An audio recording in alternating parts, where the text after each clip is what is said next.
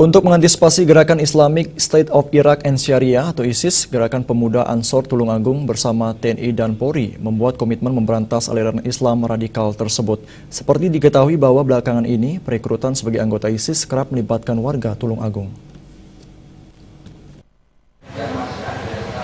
Kita harus sama-sama bekerja baik dengan Polres. Khawatir akan ancaman aliran radikal terus berkembang di Kabupaten Tulungagung pasca penangkapan Ridwan Sungkar warga Desa Mangunsari, Kecamatan Kedung Ngawaru, Tulungagung yang diduga terlibat dalam aliran Islamic State of Iraq and Syria ISIS. Gerakan Pemuda Ansor dan Banser, TNI dan Polri Tulungagung membuat kesepakatan anti aliran radikalisme tersebut. Sebelum penandatanganan kesepakatan anti radikalis juga diadakan workshop radikalis agama yang diisi oleh pimpinan Gerakan Pemuda Ansor Jawa Timur. Mereka membedah akan bahaya ajaran radikal yang mengatasnamakan agama di Tulungagung.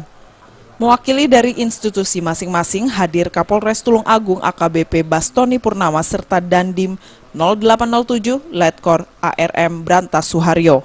Kedua pimpinan tersebut sepakat akan bahaya aliran radikalisme bagi negara kesatuan Republik Indonesia. Langkah-langkahnya kita bekerja sama dengan semua pihak, baik dengan Kodim, dengan pemerintah kabupaten, dengan MUI, dengan tokoh masyarakat, alim ulama, tokoh pemuda, salah satunya Gerakan Pemuda Ansor, untuk sama-sama terus kita mensosialisasikan, kemudian pembinaan mental kepada generasi muda, kemudian kita melakukan razia-razia.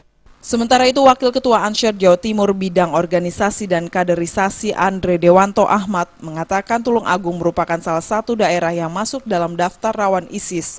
Untuk itu pihaknya menggandeng Polres serta Kodim untuk menangkal pengaruh radikal tersebut. Dari Tulungagung, Jawa Timur, Hairul Abadi.